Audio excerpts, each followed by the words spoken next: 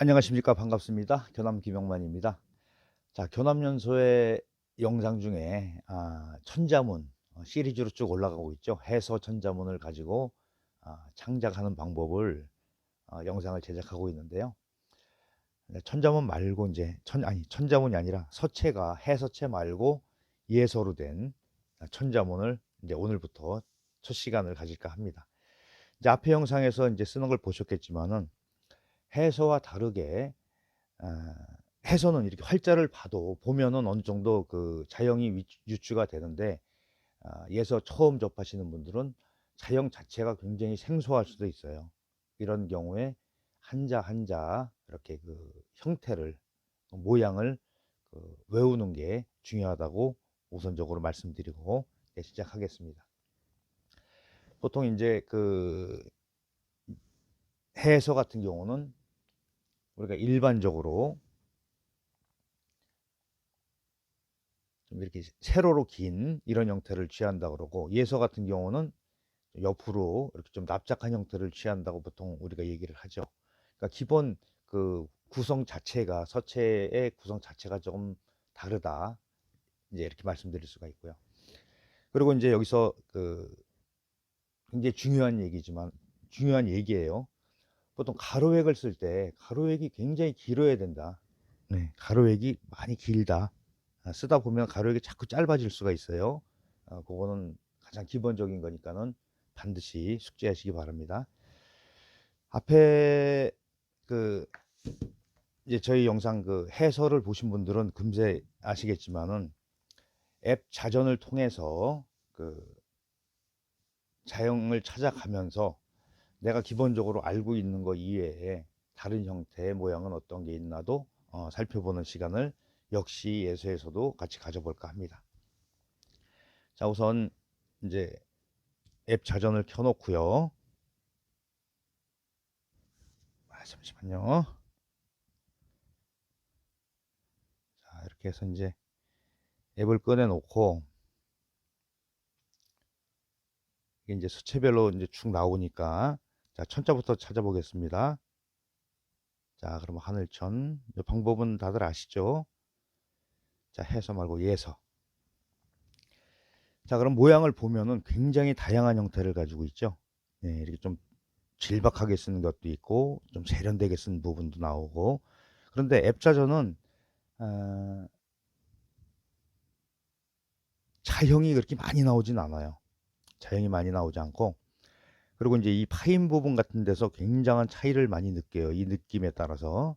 예, 이제 주의점부터 말씀드릴게요. 파임을 하는데 이 끝에 부분에 와서 이렇게 삐쳐요. 이렇게 확 날아가게 쓴다는 얘기죠. 쭉 빼고 이런 거 별로 좋지 않습니다. 이런 건 좀 주의하실 필요가 있고요. 자, 그러면 가로액이 길다고 그랬죠. 그러면 전체적인 자형을 보겠습니다. 물론 이렇게 좀 짧게 보여지는 부분이 있어요. 근데 이 삐침과 파임을 길게 함으로써 전체적인 틀은 갖추고 있다, 이렇게 볼 수가 있어요. 그러니까 이걸 가지고 해볼게요. 이제 단점은 그 앱 자전을 쓰게 되면은 많은 자료가 올라와 있질 않다. 자, 가로액이 길다고 그랬죠. 자, 그래서 처음부터 끝에서 끝까지 이렇게 좀 길게 쓰시는 게 좋아요. 자, 그리고 간격은 너무 넓지 않게 쓰는 게 훨씬 더 좋다. 그 다음에 이 공간이에요. 삐침이 내려올 때 이 공간. 이게 넓게 하느냐 좁게 하느냐에 따라서 굉장한 차이가 나겠죠. 자, 여기 같은 경우는 넓은 편입니다. 좀 이렇게 길게 내려왔죠. 이렇게 중심 맞추고 양쪽에서, 자, 이 각도대로 이제 파임을 해주면 되겠죠. 자, 여기서부터 이렇게 내려옵니다. 여기서 하나, 둘씩 이렇게 전절이 일어나면서 올라오죠. 그럴 때 여기에서 쭉 삐치지 말으라는 얘기예요. 그래서 해서와 다른 점은 이렇게 타고 올라간다. 해서 같은 경우는 보통 이렇게 밑에가 거의 수평을 이루죠. 예, 그 차이라고 보시면 돼요. 그 다음에 이제 지자도 보겠습니다. 요거 한 번 더 얘기할까요? 이 공간에 대해서. 자, 조그맣게 써볼게요.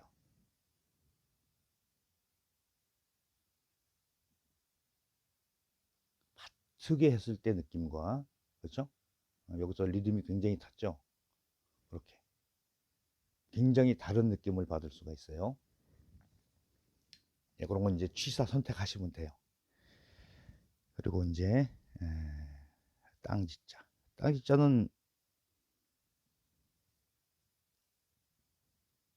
이제 해서와 다르게 모양이 좀 달라지죠. 거의 뭐 대동소이하지만은. 자, 이제 모양을 좀 살펴볼까요? 이런 모양도 있고, 또 이런 공간 때문에 여기를 이렇게 그 구부렸다고 보시면 돼요. 그리고 하나 더 획을 더 넣는 모양도 있고, 이렇게 좀 떨어뜨리는 모양도 있고. 근데 여기서 집자를 할 때, 여러분들이 집자를 할 때 어떤 거를 고르냐에 따라서 그 전체적인 작품의 느낌이 달라진다라는 거. 자, 가장 평범한 거 가지고 좀 해볼까요? 이제 앞에 쓴 거 같은 경우는, 저 같은 경우는 그냥 구부리지 않고 했는데, 구부렸을 때 느낌은 훨씬 더 공간미가 있죠. 공간을 잘 처리해주는. 자, 여기서 이제 중요한 거는 좀 길어야 돼요. 너무 짧게 쓰게 되면은, 특히 땅 찢었을 때 이 흑토를 짧게 쓰게 되면은 이쪽에 이끼야자 부분에서 굉장히 좀 애로사항이 생깁니다. 자, 이제 보면은 이렇게 해서 여기를 굉장히 이렇게 타이트하게 좁게 해놨어요. 이렇게 같이 구부렸죠. 예, 가늘게 해서 오면서 여기서부터 이제 리듬이 타기 시작하죠. 하나, 둘, 셋 하면서 뿌리지 말고 끝까지 이렇게 유지하는 거. 그러니까 처음에는 이렇게 하시는 게 좋아요. 그래야지 획이 야무지게 단단하게 화선지를 파고 들어가는, 그래서 무게감 있는 글씨가 된다는 얘기죠. 자, 전체적으로 느낌이 이렇게 좀 길죠, 그렇죠? 이렇게 어떤 경우는 여기를 바짝 이렇게 좁히, 이 공간에 따라서 그 느낌이 차이가 많이 있다는 거예요. 여기가 좁을 수도 있고 넓을 수도 있어요. 예, 그것도 이제 이렇게 쭉 살펴보시면 이렇게 좁은 것도 있죠. 나는 이게 좋아. 그런데 이런 스타일을 쓸 수도 있고, 이렇게 공간을 뜬 이런 게 좋다 그러면은 이걸 쓸 수도 있어요. 저 같은 경우는 이쪽이 훨씬 더 좋습니다. 자, 그 다음에 이제 현자 볼까요? 현자는 글쎄 좀 어려워요. 현자는 여러 번 쓰는데도, 아주 오랫동안 쓰는데도 굉장히 맞추기가 어렵다. 여기서도 뭐 그렇게 특별하게 많이 나오진 않아요. 일반적으로 우리가 그 예서를 쓰게 되면 사신비를 많이 쓰는데, 사신비 서체도 사실 나와 있질 않아요. 어. 자, 가로획을 길게 하라는 거 기본적으로 얘기를 했죠. 자, 이 점도 마찬가지예요. 이렇게 좀 기울게 찍을 수도 있고 똑바로 찍을 수도 있고, 근데 똑바로 찍는 것보다 살짝 기울게 이렇게 들어가는 게 나중에 훨씬 더 좀 변화에 그 적응하는 데 훨씬 더 좋다. 자, 일단 기본으로 여기가 수평이 맞아야 돼요. 자, 이렇게 돼서 천천히 이렇게 절법을 쓰면서 중심을 맞춰 나가시는 게 좋아요. 여기서도 삐치지 마세요. 이렇게 쭉 나가지 않게. 그러면 여기는 왜 휘었는데 반드시 하라 그러냐? 반드시 하는 게 좋습니다. 과도하게 휘었을 때는 아랫부분에 이 부분 할 때 굉장히 좀 애로사항이 생겨요. 그리고 이 아랫부분 할 때는 이렇게 둥글게 들어가는 경우도 있고, 또 각이지게 여기서 보시듯이 이렇게 각이지게 들어가는 경우도 있어요. 그러니까 이건 느낌의 차이라고 보면 돼요. 좀 짧게 해놓고 작게 해놓고 여기서부터 이렇게 좀 넓어져요. 이렇게 넓어져요. 위에 거보다 살짝 넓게 쓰는 게 좋습니다. 안정성 때문에. 그리고 이제 이렇게 들어가서 이렇게 찍어도 되고요. 뭐 여러 가지 형태의 한 번에 또 어떤 비문 보면은 이 부분에서 이렇게 안 돼, 이걸 이렇게 안 돼 있고 끊어진 것 같이 보이죠. 이렇게 이 상태에서 이렇게 이런 모양 새도 있어요. 예, 근데 요거는 그렇게 중요한 건 아니니까 이렇게 해서 중심이 이렇게 맞게 쓰는 거. 그래야지 이건 아래가 이렇게 좀 좁아지는 형태가 나오죠. 중심은 물론 마찬가지예요. 자, 이제 황자 보겠습니다.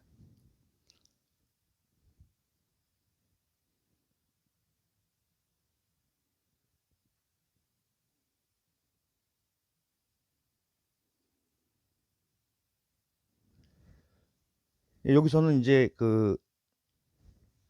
바로 눈치를 좀 채야 돼요. 두 가지 형태로 보이는데, 자, 어떤 형태냐?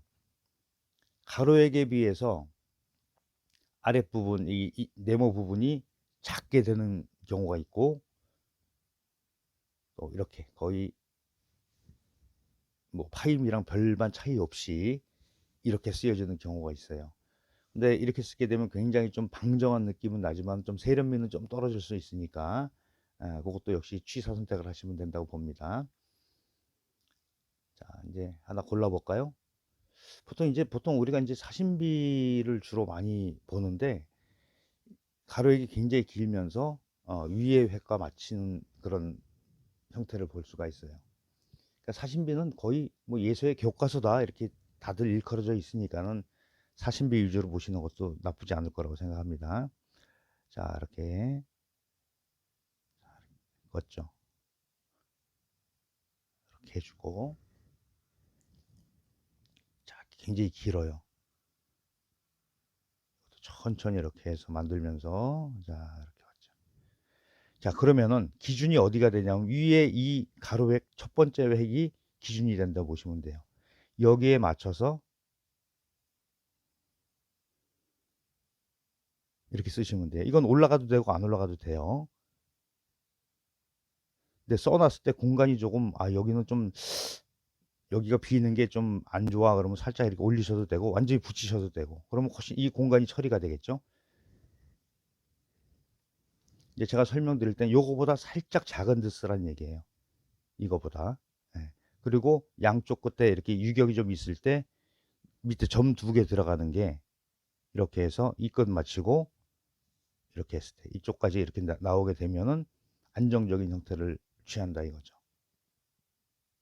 자, 이제 간혹 보다 보면은 이제 가로획이, 자, 이렇게 수평을 이렇게 걷을 때 수평에서 이렇게 올라가게 쓰는 경우 있어요. 이건 해서의 습관이 그대로 남아서 이걸 못 고치는 거라고 보시면 돼요. 그러면 가로획을 이렇게 쓰게 되면 예서 자체에 대한 이해도가 떨어진다라고 단정적으로 얘기할 수가 있어요. 일단 가로획은 기본적으로 무조건 다 수평이다. 그거는 꼭 아셔야 돼요. 올라가는 거 안 됩니다. 타임도 마찬가지예요. 쓰다 보면은 올라가요. 여기가 이렇게 거 보면 본인이 인식을 못하면은 안 되는 거예요. 그래서 이거를 교정을 해서 수평에서 맞춰서 쓰는 그런 연습을 하셔야 돼요. 이 수평. 자, 그리고 이건 좀 하나 더 나간 문제인데, 어떤 거 보면 리듬이 굉장히 이렇게 심하잖아요. 굉장히 심해, 리듬이. 이 리듬이 심하지만은 전체적인 수평은 이 안에서 딱 맞는다. 특히 요거 이제 많이 심하진 않지만은 그래도 이런 게 굉장히 예서에서는 중요한 부분이라고 인식을 하셔야 된다고 제가 확정적으로 말씀드릴 수가 있습니다. 자, 이제 첫날인데 글쎄 어떤지 모르겠어요. 일단은 하면서 이제 점점 이제 다른 부분까지 이제 체크할 수 있는 시간을 갖는 게 좋을 것 같아요. 오늘은 요 정도 선으로 해서 이에서 천자문 첫 시간을 알아봤습니다. 보통 기본 틀을 갖고 이제 다시 한번 정리해서 마무리 드릴게요. 가로획은 수평을 유지하는 게 원칙이다. 자, 오른쪽에 올라간 거는 이에서에 대한 기본적인 이해가 안 돼 있다. 얘기 말씀드리고요. 두 번째, 이 파인 부분에서 자, 해서와 이쪽에다 해볼까요? 해서와 이에서의 차이점. 자, 파임이 똑같이 나오면 해서는 넘어가면서 아랫부분이 수평으로 맞고 이에서는 내려오면서 자, 이렇게 곡선을 이루죠. 이렇게 해서 혹시 이렇게 운필을 잘 하면은 나중에 써도 흐트러지지가 않습니다. 그래서 이렇게 올라가는 곡선형을 이룬다. 두 가지 반드시 구별하셔야 됩니다. 그렇죠? 이제 두 가지죠. 그러니까 수평과 파임의 차이점, 그리고 삐침은 안 돼요. 해서와 다른 점은 두 가지로 구별할 수가 있어요. 이것만 우선적으로 체크를 하시면은 뭐 그다지 무리 없이 예서 공부에 아, 순조롭게 진행될 거라고 생각합니다. 자, 오늘도 끝까지 영상 시청해 주셔서 감사합니다. 구독, 좋아요, 알림 설정 부탁드리고요. 다음 영상에서 뵙겠습니다.